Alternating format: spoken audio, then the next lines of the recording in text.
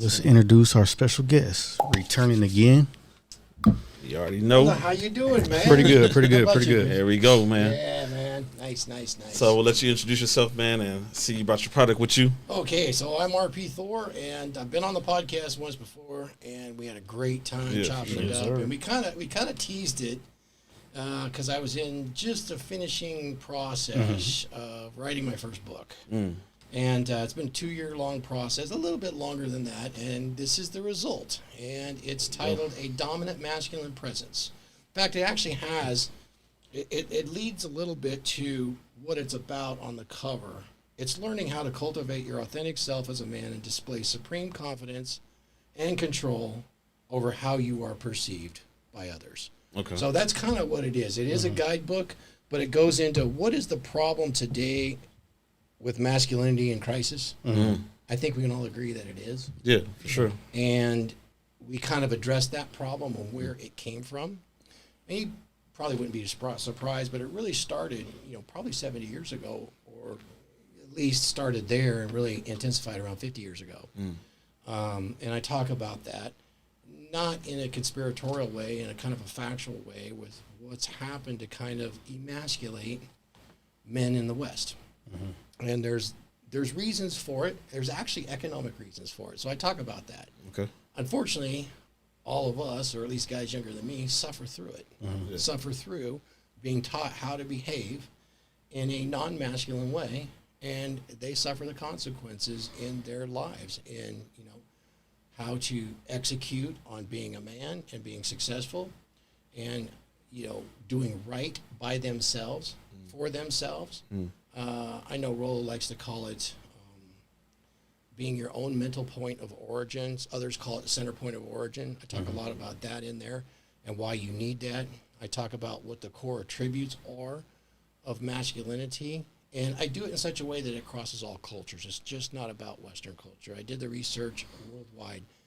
There's a lot about masculinity that crosses cultural boundaries. Many would have you believe that it's socioeconomic, it is blank slate, it's taught to you, but even in isolation, men still behave a certain way, and they still perform rites of passage for young boys.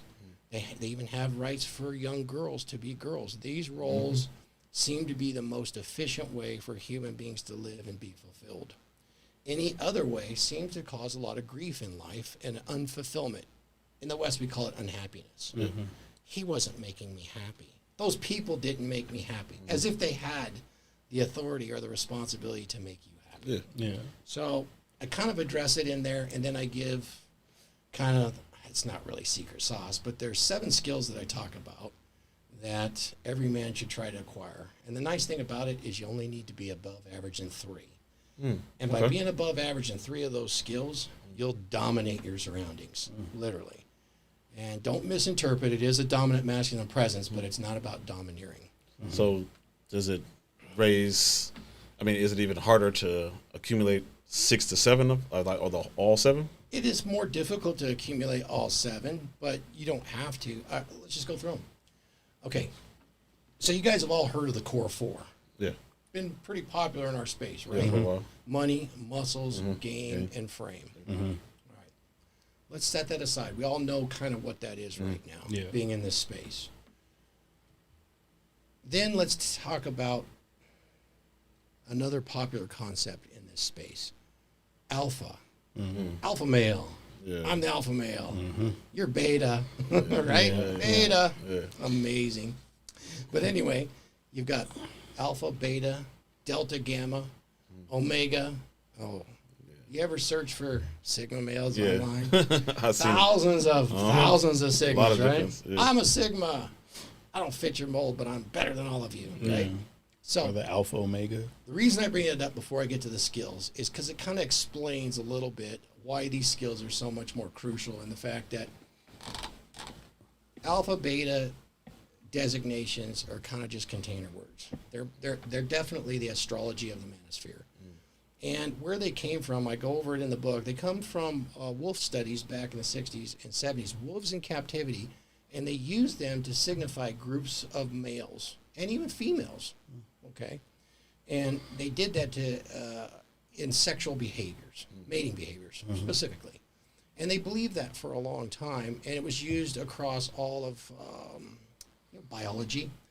And somebody took it and ran with it in the late 90s as that fits us as human beings. Problem with that is when they released the wolves and the same guy that came up with the designations went and did the studies in the wild, it didn't hold up at all. The behavior sexually for mating in the wild was absolutely different. So he recanted the whole thing. And when you look at it from not only that perspective, but from the wider perspective of biology, mating, and psychology, it doesn't actually hold up. Look at the definitions of an alpha male, beta male, gamma male, particularly sigma, and they line up perfectly with basically astrological symbols. I can see myself in that guy. I can see you in this guy. You're a Sagittarius. You're a Capricorn. Alpha, beta, beta, alpha, sigma. So it makes you feel a little bit better about certain behaviors and gives you something to hold on to. But where do behaviors come from? From skill sets that you express or actualize in the real world. So the reason I bring that up is I bring it up because it's useful to describe certain people in the book and why they behave a certain way. But what I talk about is these 7 skills are physicality, psychology, presence, problem solving, prosperity, power, and passion. Well, okay, those are just words, right? And they all start with P. Great, it's the 7 Ps. 7 Ps. And maybe there's an 8th one, right? Boom. No, I'm just kidding. But they might get you that, the 7th P. But think about it for a minute. Physicality, both mentally and physically, I mean, physical body, you're taking action, you're doing things. You have to be capable physically to move through this world. Even if you're a disabled person, you can do really good with what you have. And that really describes physicality. So physicality is one thing. That's one skill set that you cannot ignore. It involves your health as well. Psychology. This is going to be mastering yourself. And I get into this later in the book. It's about calming that inner voice, that alter ego in your head that keeps you up at night talking to you. You guys all have it. We all do, right? Yep. I actually give you tools and techniques how to slow that thing down so you can enter a flow state. You have that psychology, but it also addresses why people do the things they do and learning about how men and women interact together. Whether it's mating or not, how do you interact? Because sometimes you're not looking for a mate. You might have to finesse a woman here or there, or vice versa, or you just want to have a good conversation with somebody. Because for God's sakes, you're a human being, and you're enjoying some company randomly somewhere, and you're just going to laugh about the day. And wouldn't that be cool? So that's psychology. It's also the psychology of business.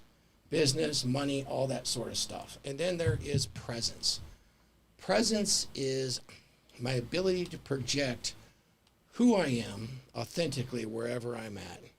It involves my outside and how I dress, how I speak, the body language that I use, the pacing, the tonality of my voice. It is presence. You're going to love this because your presence really describes what all the ladies you have here say. They want a guy with what? The vibe. The vibe, right? As long as the vibe. So you acquire this dominant masculine presence. When I talk to women about this, they get it instantly. Oh, I know exactly that. My dad was like that.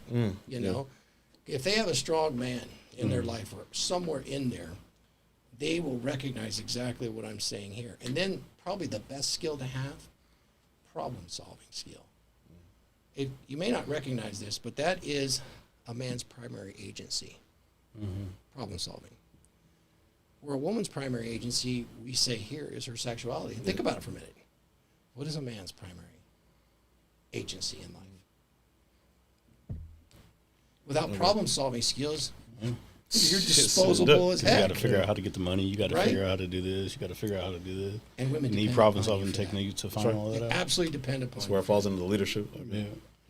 Okay, prosperity. This is your ability to acquire resources for yourself and your loved ones. And when I say resources, not just money, it's the ability to acquire them and be able to do so on a steady basis and offer some sort of promise of additional resources to come in the future. Prosperity, it's an abundance mindset, right?